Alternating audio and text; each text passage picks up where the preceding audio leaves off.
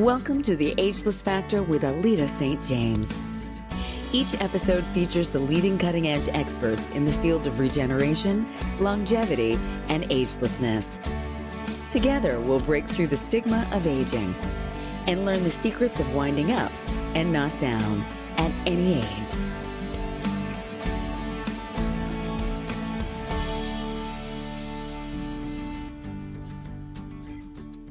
Hi, Alita St. James here, and I am so excited about this segment with Dr. Barbara.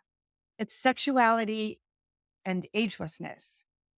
Now, I'm not going to date myself, but I had the lead in the Amsterdam production of Hair in Amsterdam, which was a very wild, crazy, free place.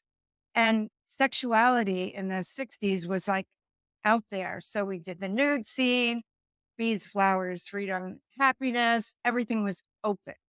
So now, a few years later, we're looking at sexuality in agelessness, and we're looking at people like Dolly Parton and Cher, and who's that one that's 84 years old? Jane Fonda, right? She's still going strong. Actually, I heard behind the scenes that Cher can have a very much younger boyfriend. And of course, I say, yay, Cher. The thing that I find interesting at this particular age is that women en masse can start to feel like they're not sexual anymore. They don't like to go to the gym. They don't feel like they should keep themselves looking, sexy and beautiful because they don't get the feedback they used to get from their partners, males in general. And so they close down. And I was talking to Dr. Barbara about this, who was noted as the top psychiatrist in New York Magazine in New York, which I think is amazing, among other things. And the other things are sexuality and intimacy, and she's written books on it. She's amazing. So I was so excited that she would connect with me today to inspire you to connect back into your sexuality.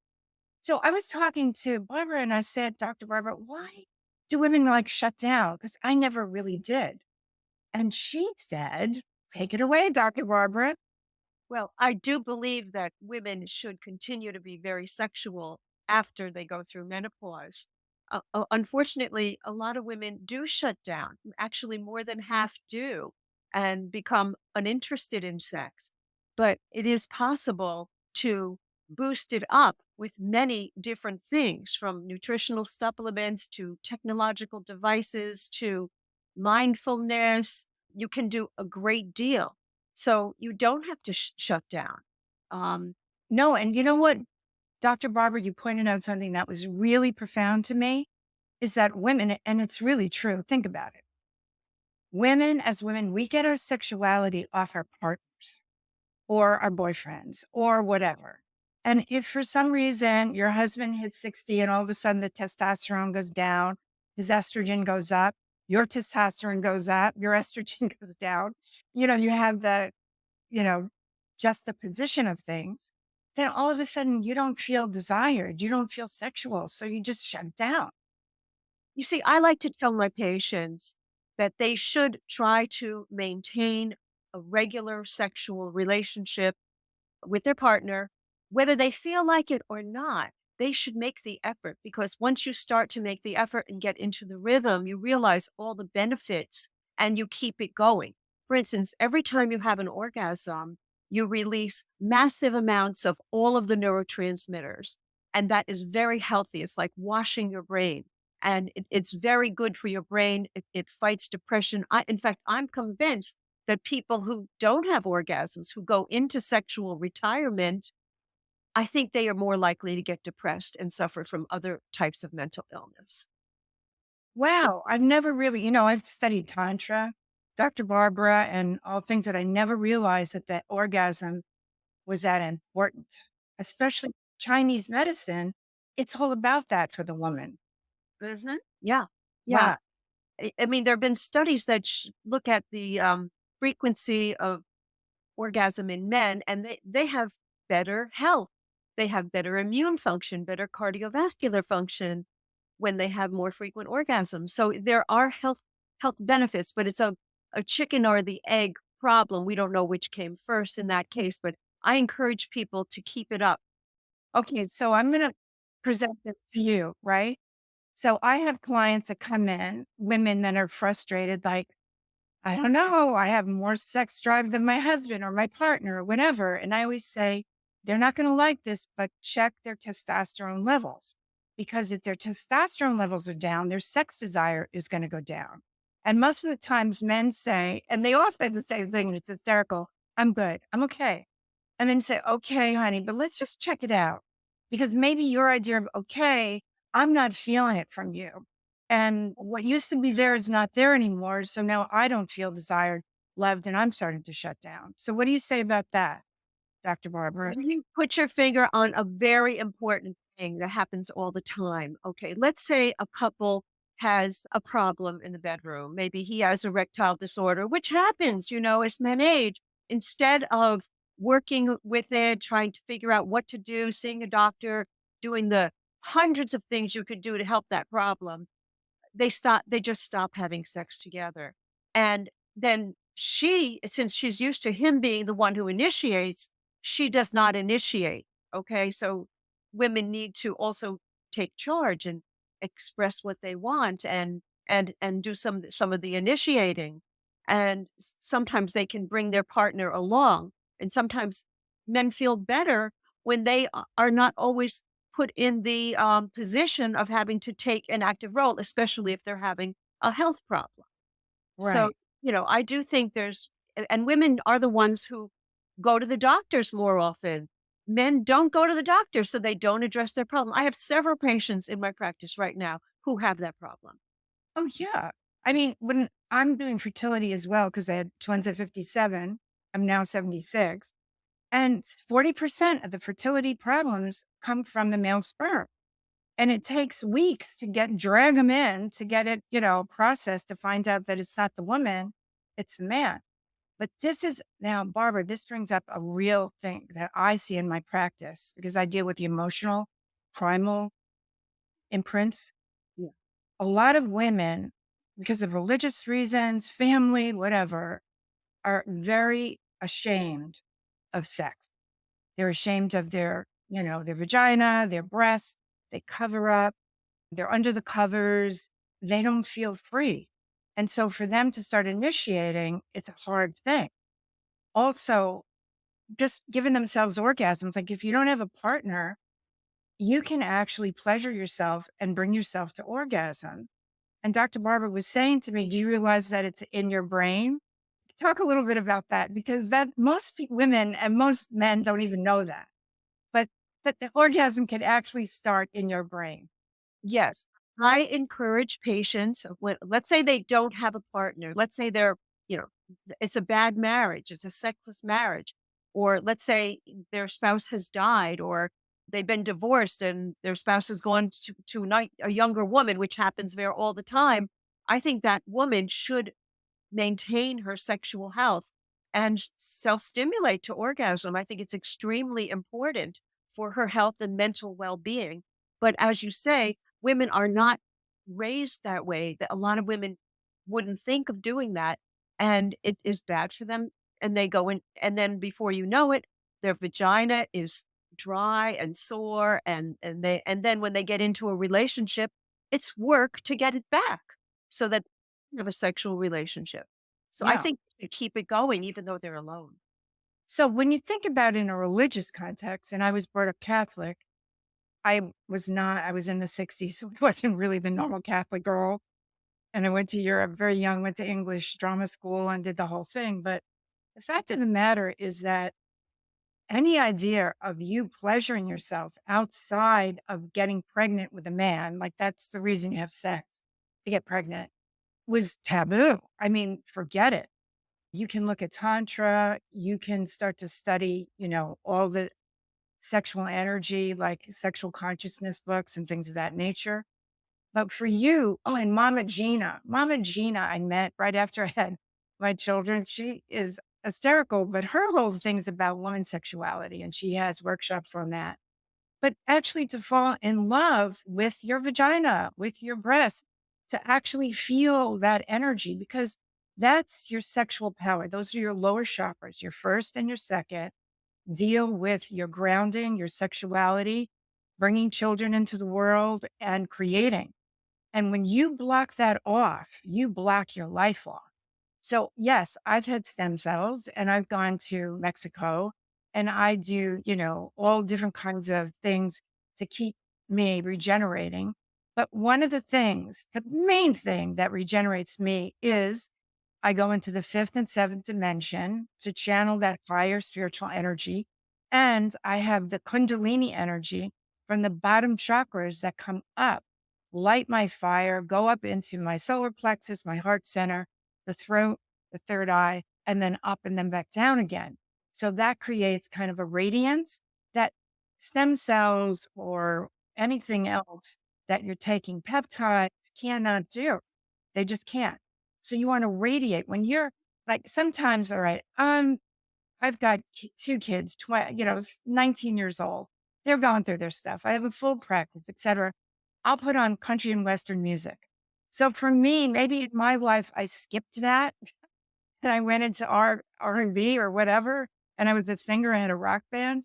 But the fact of the matter, I just put my ear pods in, I get them to work and I'm listening to Luke Combs and, country girl, shake your thing and blah, blah, blah, blah. And I get myself ready instead of meditating for a half hour with spiritual music because I'm using my lower chakras and I can go into a fantasy of being in a truck and, driving down in Georgia and having a great time. So when I do that, my sexuality, my spirituality, and my life is connected again. And that's what Dr. Barbara and I are talking about. Like it's not over because you're a certain age. I mean, I'm going to live to You 100. are shining. How about Barbara? How long are you going to live to?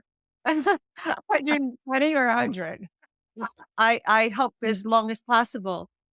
What you're doing is great. Dancing, movement, exercise, music, these are all things that are inspirational and can get your juices flowing. So I think that's a very good thing. I use cognitive behavioral therapy in my practice. Often women don't feel sexual because they don't like an aspect of their body or they catch a glimpse of themselves in the mirror. They can't imagine that that's them because they think, of how they used to look when they were younger. But, you can take those negative thoughts and replace them with positive thoughts. Okay, think about wonderful things about yourself. Replace the negative with the positive. And or get into your sexual fantasy. A lot of women don't use sexual fantasy. Not And at that's all. why they can't turn themselves on. I think that about half of my women who have difficulty having orgasms is because they don't know how to use fantasy. But the Mhm. power of the brain is very important. The physical part is only half. The brain is the other half. And those fantasies, you have to just let yourself go into a fantasy. It's erotic. So Yeah. erotica, when erotica comes in, there's no boundaries. So you have to just go with that fantasy, whatever that is. A lot of women don't like pornography because it's very male directed. Mhm. It's the kind of things that men like, the types of visuals that men like. So there are numerous websites that have pornography that is good for women. I shouldn't say pornography, erotica that's good for Mm, women. Erotic right. literature, audio, visual art gallery on the Dodson and Ross website. That's one of them. And OMG, yes, many of my pre-orgasmic women just browse around that website and they learn how to have an orgasm. It's wonderful. Well, It's a, the thing is, that is so important. I yeah. mean, contact Dr. Barbara and find out because I will bet that many of you women that are listening to this podcast do not have fantasies. We just don't. It's supposed to be turned on by the man. He touches you in certain parts.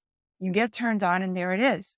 But the fact of the matter is, there's a whole other level of erotica that doesn't have to be, crazy sex, but it certainly can stimulate that energy inside of you to have an orgasm and to go beyond your normal orgasm. You should be able to do multiple orgasms, not Right. just one, right, Dr. Barbara? That's right. Women are capable of multiple orgasms. A lot of women are just satisfied with one. They're happy to stop at that point. But others need. I've had women who have 25 orgasms in one Mhm. session. Yeah. Uh, And then they don't feel satisfied until they've had a certain number. Did Um, their husbands or their partners live through all this? 25 orgasms is a lot. Who are these I men? We have to have a conversation. This one woman had 25 orgasms when she was a young woman. Oh, She okay. came to me as an older postmenopausal woman, and she thought something was wrong with her because she could only have 8 Oh at one. my God. Oh my God. The man that has to, keep up with her, he deserves some Yeah, 5 stars. Most men would right. be like, oh my God, Yeah, I'm out of here. But I want to also bring up, look, I come from a show business background. I've worked with strippers, in their emotional healing and all that stuff. And I asked one stripper, I said, which stripper out of your whole score situation gets the most attention? And she said, the one that has the best attitude. right. So I said, so it's not the one that has the best body. She says, "Mm. No, it's the attitude. That's So right. you get some lingerie. So let's just say you don't like your hips and your whatever, cellulite, yada. I have news for you. And I know this because I've worked with a lot of men in my career and also in, energy healing. Men do not take out the microscope and look at, oh my God, there is a stretch mark. Here is cellulite. Up, boobs are hanging. For some reason, it's beyond that. They Yeah. just get into you sexually. Women are the opposite. They I know think every single whatever.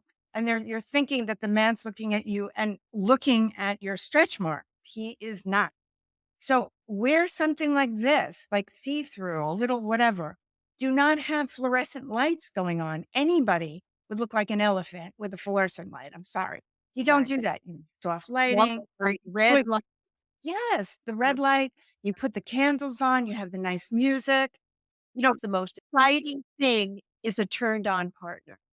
That's the most exciting thing. So a woman, I tell my women to be selfish and greedy about sex. Don't hold back. Don't be shy. Go for what you need and enjoy it. And that will turn your partner on when they see you very excited. Such a great point. I am telling you, women, that's a lot of women fake orgasms. Yeah, you know that, right? No, Oh, yes. yeah. Like, and then when they want to really have one, they go, what am I going to do now, Alita? I faked it for 2 years. And now I have to tell them, you have to go more to the right. You have to go more to the left. You have to do such and whatever. And when we get over it, you have to breathe and then be honest. If you're honest with a man and he's listening, now that's another thing I found, Dr. Barbara. Some men just don't listen. They feel like they should know. You can be saying, oh, just go deeper or just go to the side or that hurts. And they're not listening because they think they know. So then you have to get into some kind of therapy session with Dr. Barbara or myself where we can, navigate. No, this is what you need to do. It's not like you don't know how to do it. It's just that every woman and your woman is different. They're not all the same. Men that have slept with a lot of women know that. You know when you're sleeping with a man if he's had a background because they're immediately going, okay, this, nope, that, oh, okay, got her. And then they're in, all right, because they're feeling they're pleasuring you. And that's one of their main focuses to pleasure you. That's what pleasures them. If they feel like you haven't had an orgasm, you can't get turned on, you're shy, you feel guilty, anything of that nature, it shuts them down.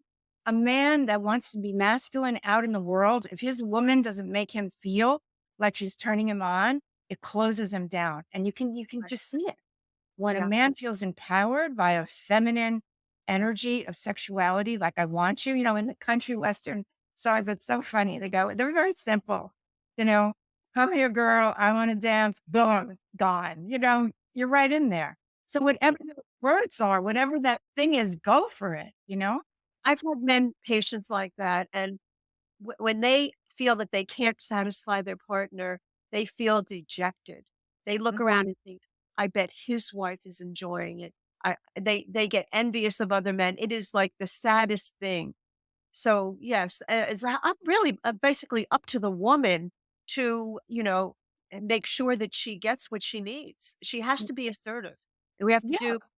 It's like we have to do assertiveness training with women to get them to just say what they want because they right. are. so used to taking the passive role.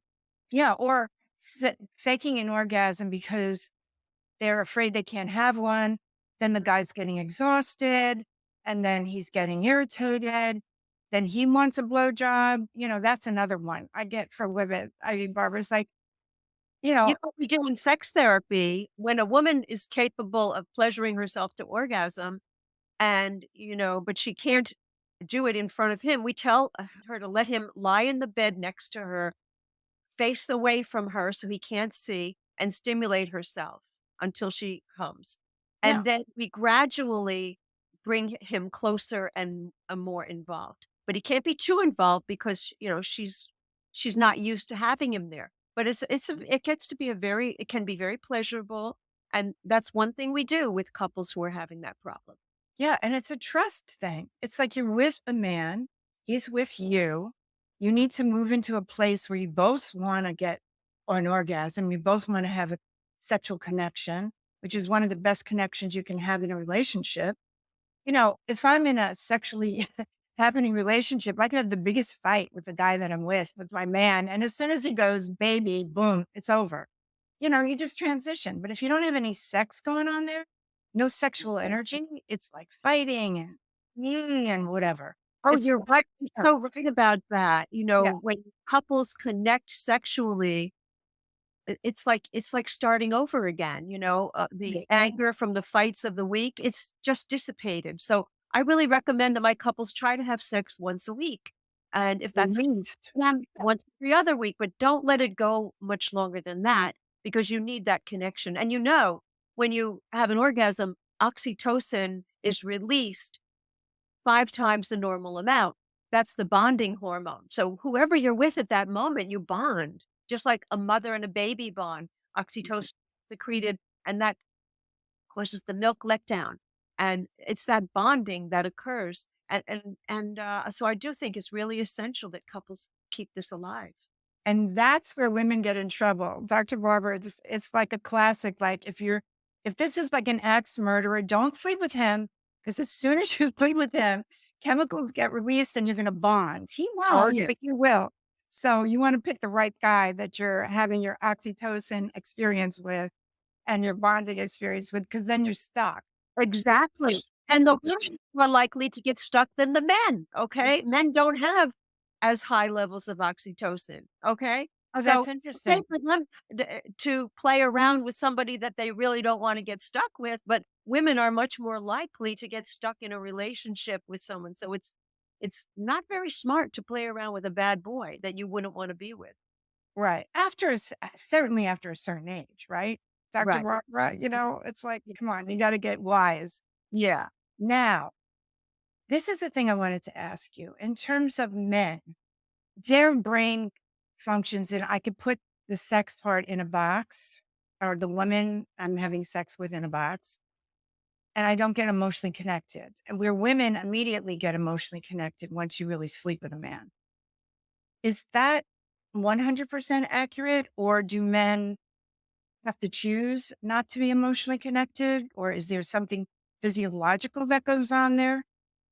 What have you found? You know, I think it's like 2 circles, intersecting. You have women on one side, men on one side, and then you have people in the middle who go both ways. It's not everybody is not that way. So I think you can't generalize because there are Right.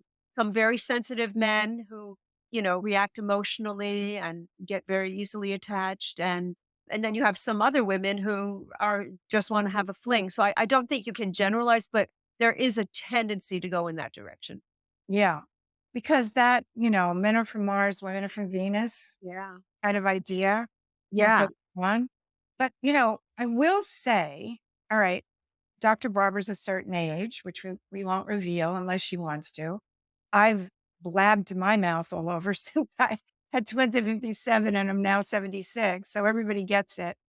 But the fact of the matter is, you want to emulate, like, wow, which woman is going to inspire me to do things differently than what I've ever done? And that's what keeps you ageless. Mm. It's like now I'm going back to Pilates. I did that 50 years ago because I was a dancer. All right. I'm deciding, you know what? I want to get my 50-year-old body, smoking body back. All right. After the twins. So I'm going back to Pilates. I'm doing osteostrong. I'm doing things that I did before, but I'm revving it up now because in my mind, I'm going to have that 50-year-old body. In my mind, I'm going to have that sexual life that I had before. If you focus yourself on that intention, then your brain goes, okay, let's start getting everything ready for that. If you start buying into, oh, I'm too old, or I don't even want to say this stuff, but that I'm too dry, and I'm going to have a doctor that actually has this machine. It's a radioactive machine that goes into your vagina and gets things going. There are things that Dr. Barbara knows that you can take in terms of supplements, DHA, which you can put up your vagina area that keeps it moist. You don't have to dry out. DHEA.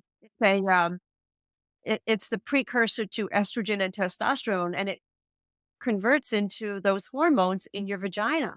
And it's very helpful, very good for lubrication and increasing the strength of the tissues down there. So Yeah. it's very lovely.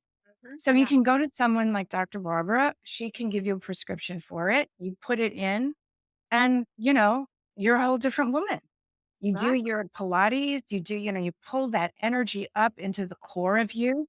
I'm going to have a segment about the jade egg where you're actually using the muscles, pulling them up. And so you're starting to feel that energy. So you want to look at people that are inspiring you that are a certain age and then say, all right, what are they doing that can inspire me to live my best life? Because it's not over till it's over. And sexuality, I will tell you, is one of the keys in terms of your own sexuality as a woman, your goddess energy that's flaming hot, cooking hot. When you walk down the street, you're it. And you keep doing that and feeling that. And that's going to keep you young, vibrant, and happy. Most important thing is happy and joyful. It's important to reduce stress. When your stress hormones go up, your sex hormones go down. Oh, And that wow. yes, really. Wow. So you want to de-stress, you want to do things to calm yourself, to soothe yourself, and it helps your sex life. I have a patient who's in his late 80s and he's having sex every day, Mm. with his partner who's also in her 80s, and they are having a great sex life.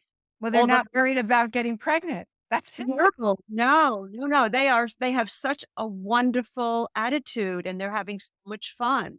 They're like kids. But of course, the sex is different. Okay. The erections are not as reliable. But older people learn to adjust. They get Mhm. creative. They find things that they can do. Okay, maybe if they can't have intercourse all the time, they can do oral sex, they can do manual sex, and they can be you have to be very flexible.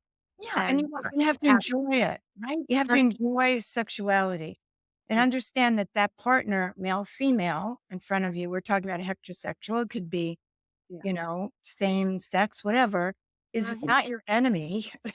They're your partner. You want to trust them. You want to have a conversation with them. You want to feel like we're doing this together. It's Mhm. together, not one gether. And then it just raises everything up to a higher level of how you live your life. And that's what this agelessness, you don't want to be ageless and be decrepit. And there's nothing in this podcast series that's ever going to look at decrepitude. It's how do you remain young? How to regenerate yourself? How to keep your mind, body, and spirit at 35 or 40 or whatever age you lock into. I'm locking into 40. And Mm. so I keep telling my body, looking in the mirror, I'm saying, hey, you're 40. Now I haven't had face whatever and la la la. I will eventually, probably in Argentina when I'm 80. But right now it is what it is. And I'm having a great time with it. And so you have to feel that I am who I am. It is what it is. And I'm amazing. And that's how you have to move into living agelessly and excited about possibilities and your life. So, Dr. Barbara, what would you like to end with in terms of your message to these wonderful people that are watching our podcast today? Well, Alita, you are an inspiration to your audience. I think you're doing it very well, and I love your attitude and your enthusiasm and your proactive nature about this. So I think we all can take a leaf from your book and try to be ageless. Well, thank you very much. And by a matter of fact, Dr. Barbara has some really amazing books. You have to look on her website, all about sexuality and intimacy and integrative medicine and etc. So check us both out. You might find something that you want to take to the next level of your life with the wise, wonderful, ageless women, Alita St. James and Dr. Barbara, saying, we love you and be ageless.